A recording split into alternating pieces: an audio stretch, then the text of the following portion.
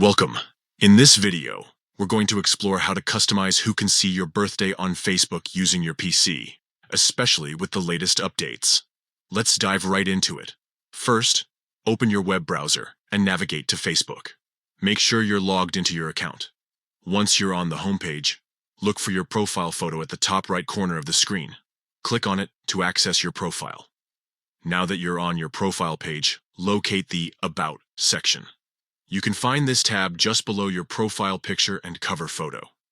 Click on About to view more details about your profile. Next, look for your birthday information.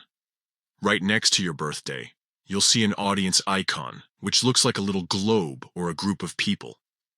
Click on this icon to change who can see your birthday. A menu will pop up with several options. Here, select Custom. This option allows you to specify exactly who can view your birthday details.